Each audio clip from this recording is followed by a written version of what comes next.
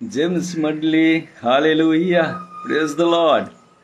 परमेश्वर आज आपसे बोल रहा है कि आप अगर परमेश्वर को ऑनर देते हैं, if you honour the Lord, their blessing will overtake you.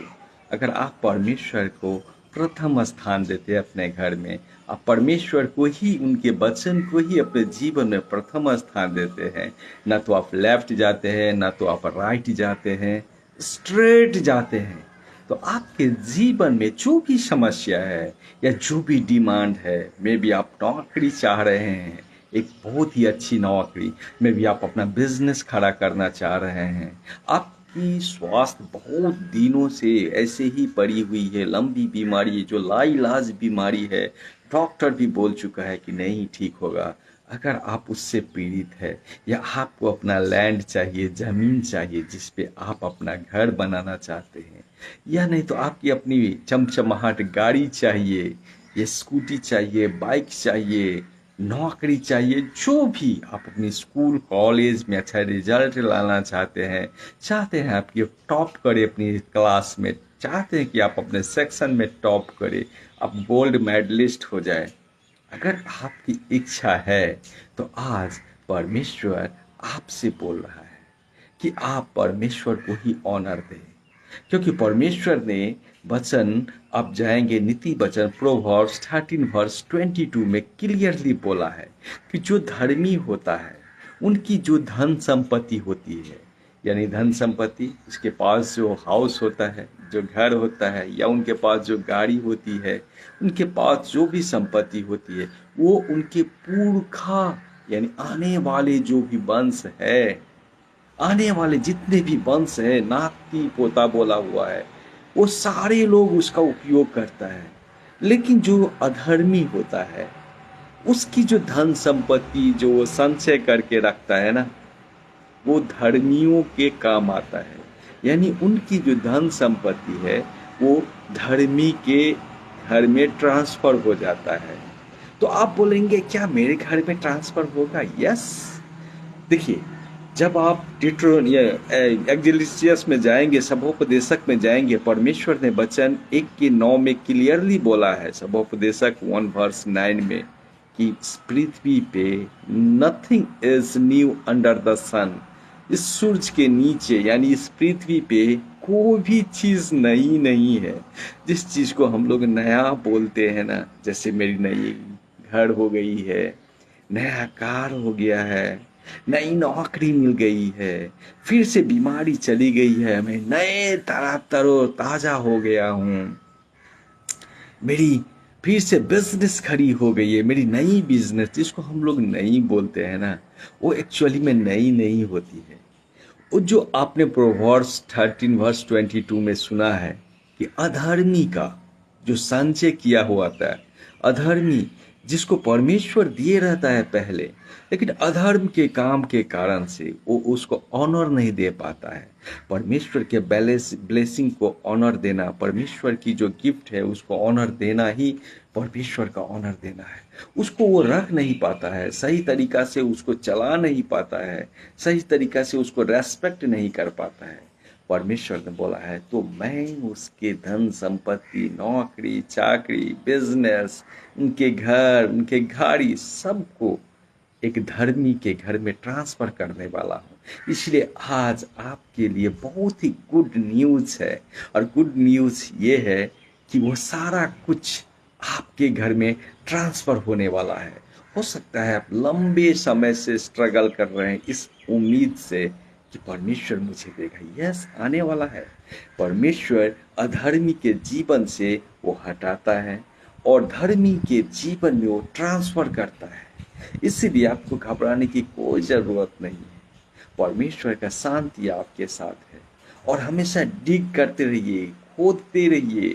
जिस तरह से आप आइजक को देखेंगे, अब्राहम इतना ज़्यादा धनी था, लेकिन अब्राहम के जाने के बाद में आइजक इधर उधर खोजते ही रहता था। कभी इजिप्ट जाने की ट्राई कर रहा था, कभी फ़लस्तीन जाने का ट्राई कर रहा था, लेकिन आप जेनेसिस में देखेंगे, यहोवा परमेश्वर ने बोला है कि तू जहाँ है वहीं पे रहो, और मैं तुमको एक के बदले 100 देने वाला हूँ।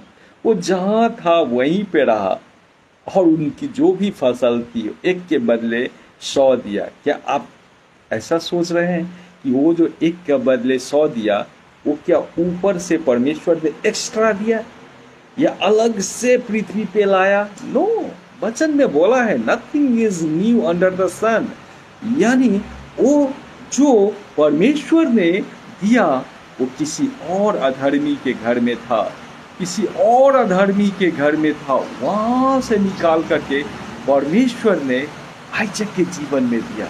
हो सकता है उस जमाने में बहुत सारे ऐसे लोग हो जो बहुत ही धर्मी हो और उसके पास में धन संपत्ति की कोई कमी नहीं है और वो सारे धन संपत्ति वहां से निकाल करके उस अधर्मी के जीवन से निकाल करके आइजक के जीवन में दिया था।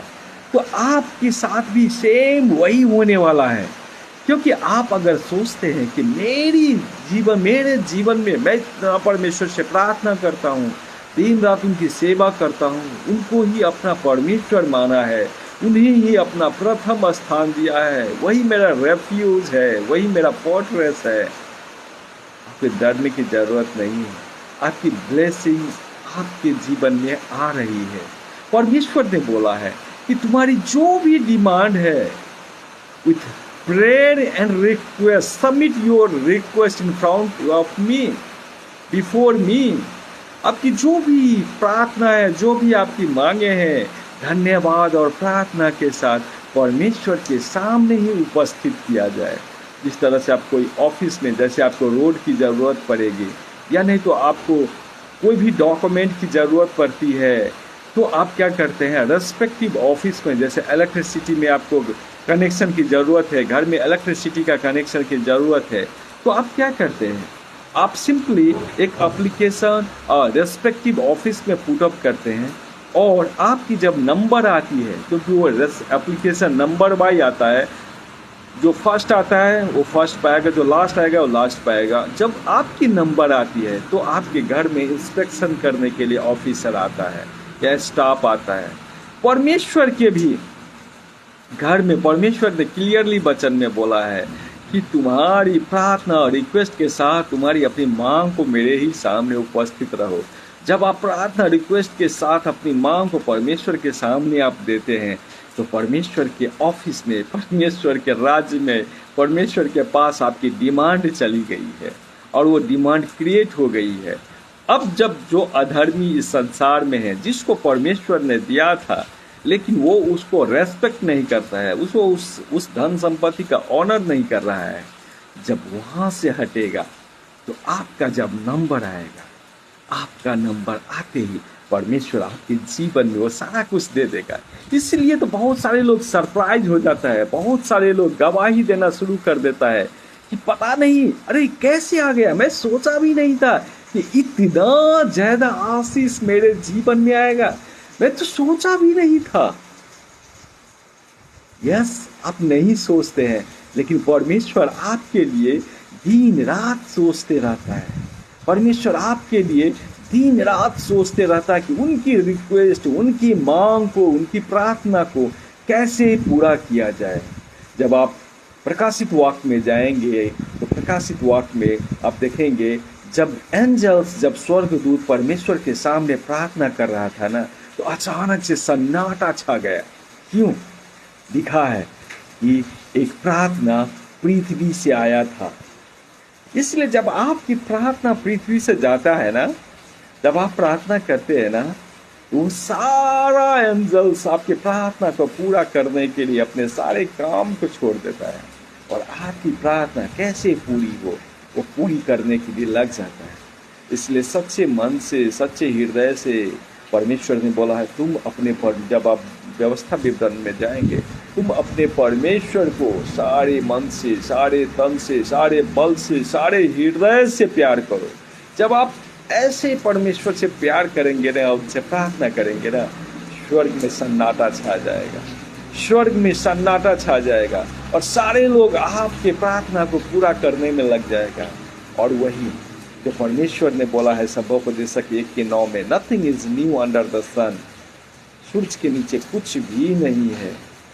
तो परमेश्वर इस चीज़ को मानता है कि जो आपके एरिया में या आपके उस देश में या कहीं और देश में जो भी अधर्मी है, उनके पास से जो उनकी धन संपत्ति वैभव, उनकी नौकरी चाकरी जो भी आता है, जो ट्रांसफ़र होता है, वो आपके जीवन में आने वाला है।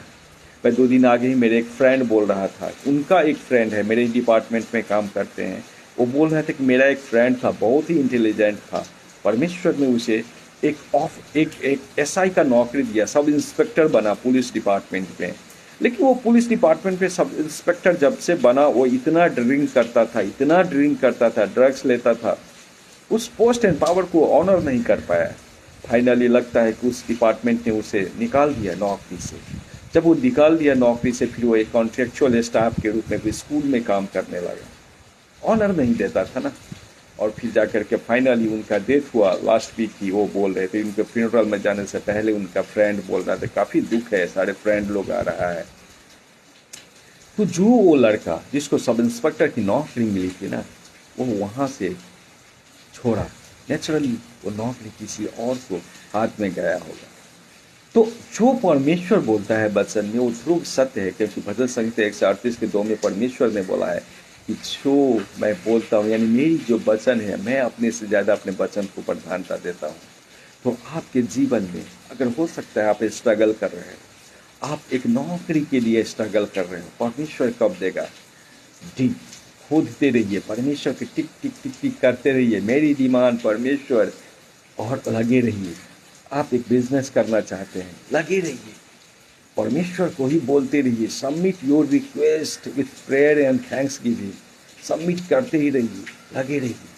आपकी लंबी बीमारी है ना, परमेश्वर पे भरोसा कीजिए, उनके ही सामने अपनी प्रार्थना को कीजिए, क्योंकि आपकी लंबी बीमारी ठीक होने वाली है। क्यों? क्योंकि जो अधर्मी है, जो अपने आप को ड्रिंक करता है, जो अपने आप को नशा करता है, जो आपकी गलत काम करता है, वो बीमारी किसी और के घर ट्रांसफ़र होने वाला है, आपको चंगाई मिलने वाला है।